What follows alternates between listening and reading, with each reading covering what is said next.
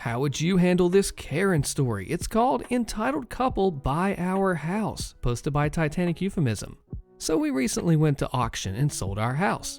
The couple who purchased it turned out to be rude, entitled twerps. We were very thorough in preparing our sale documents, going above and beyond to detail all the renovation works that we've completed. Due to public holidays in our open house period, we also had more than the usual inspection times and even opened the house privately for some interested parties. There was ample opportunity for checking everything out. Auction went fine, but the first sign of trouble came after. The couple took nearly 2 hours to sign the contract. It's explained to them that this is an unconditional sale, as in they can't pull out of the sale for any reason without losing their deposit. They also can't request a building or pest inspection now and use the findings as a reason to come back out of the sale and then receive their deposit back. Those things are meant to be organized before purchase, or you just take your chances. That's how it works here when it's an auction. A private sale has different rules. They then asked to purchase some furniture, which we said that we'd think about. In the next days, the real estate agent starts plaguing us with a number of texts and calls, asking various questions about the property on behalf of the couple. What are the roof tiles made of? When did we last clean the roof? What is the deck made of? What's the material under the deck? Where's the storage battery for the solar panels? And finally, have we had the air conditioner serviced? And so on. We answer it all, but it starts to become annoying, and we advise the agents all of this info in either the ad or the building report. Or it should have been discussed before the purchase. It starts to become clear that the couple are wealthy investors who have moved from another country and just bought the house off the photos. They then demand a building inspection. Our conveyancer urgently advises against this. If they were to find pretense to pull out of the deal, then they would lose their deposit, yes, but then we would have no funds coming through for the settlement of our new house. We do not have any legal obligations to say yes, so I advise no. The agents harass us for a week, begging, but I tell them to drop the topic, and it's a definite no. The couple then asks to bring forward the settlement date. We're actually okay with this, but the lady we purchased our new house from is not.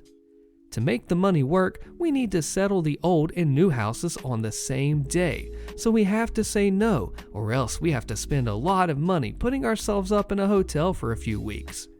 We can't afford that, and so we say no. This angers the couple because then they have to pay extra rent where they're currently living. We apologize, but it's out of our hands. The agents harass us again on the couple's behalf, but we stay firm. Another barrage of questions about the house follow, which we answer.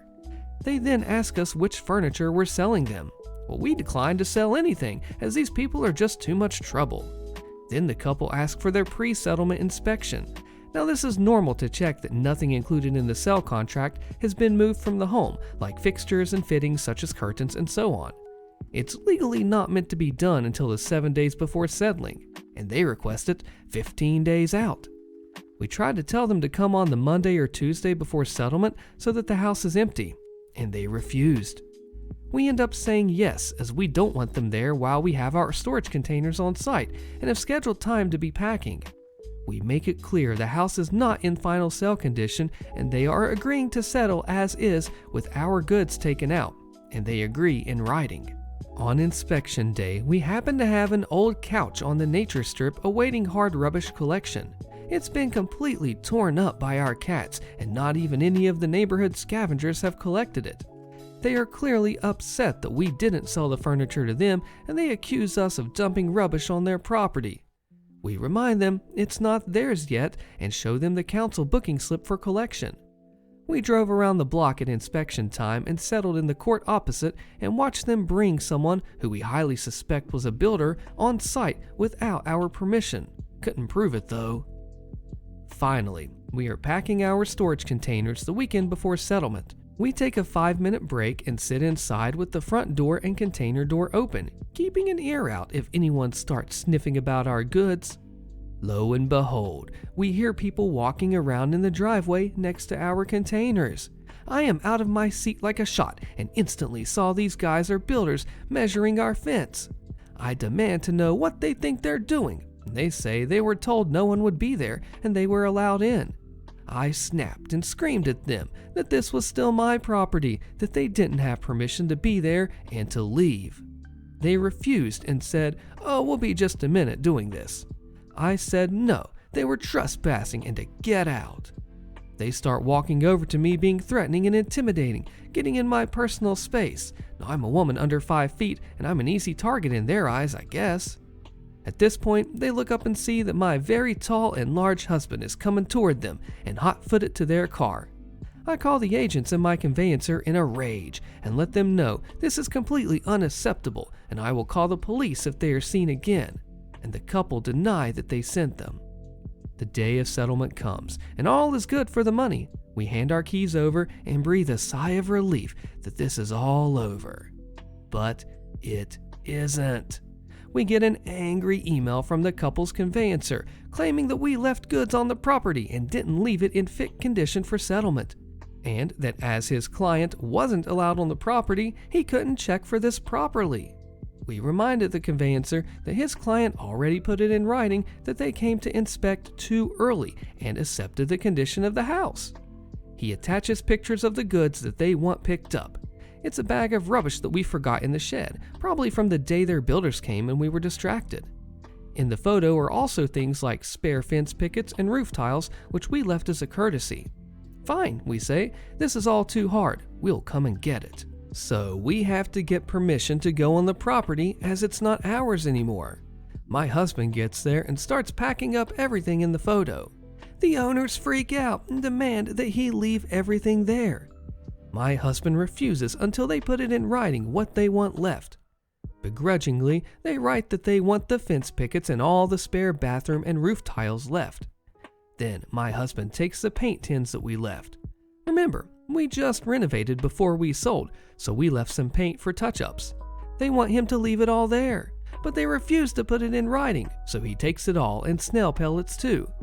Oh well, the garden has a massive snail problem, but they can pay out of their own pocket to deal with that now.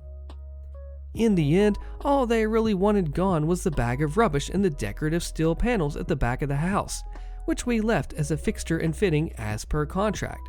But anyway, they just made a fuss as retaliation about the builder to inconvenience us. The icing on the cake? They demanded my husband change the alarm code for them on his way out. He told them no, it was not his responsibility to do that, and also he had left them detailed written instructions on how to do it themselves. They said they couldn't figure it out, and he shrugged and told them to get a technician and then walked out.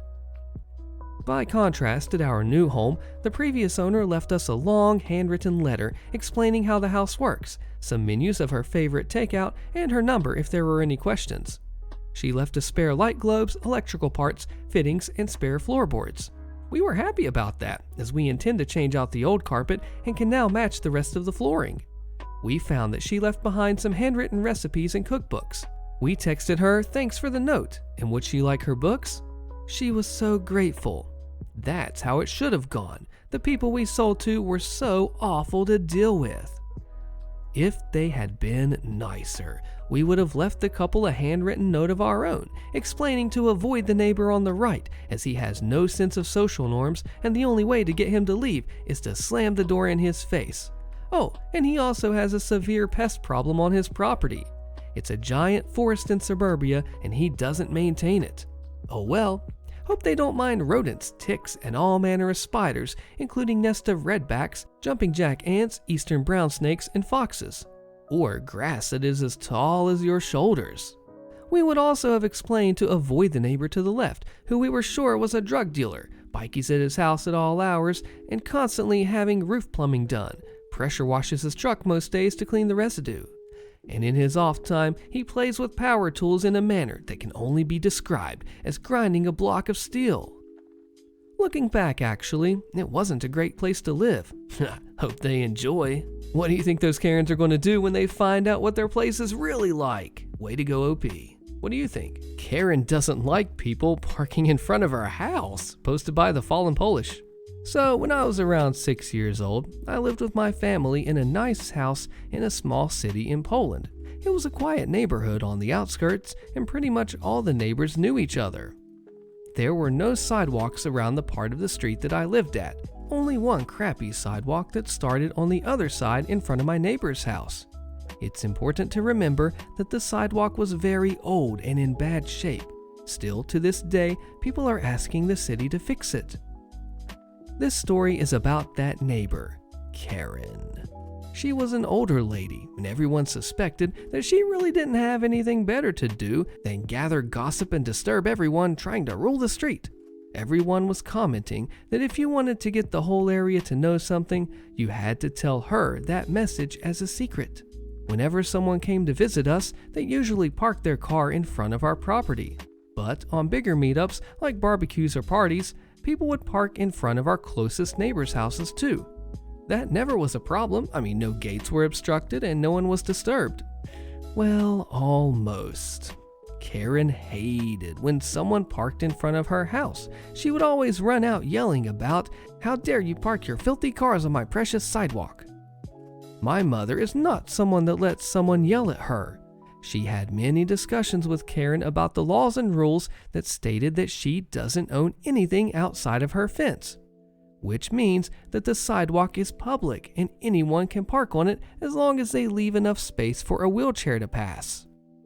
That wasn't enough. Every time someone would come to us and park their car there, the yelling would start. Until one time when my mother's friend, Tomek, came for a coffee during winter. He's a local policeman and his specialty is road law. So my mother tells him about Karen and her behavior regarding the sidewalk.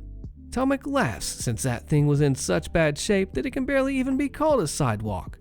When he was leaving, he assured my mom that he would step by next day for coffee on his lunch break.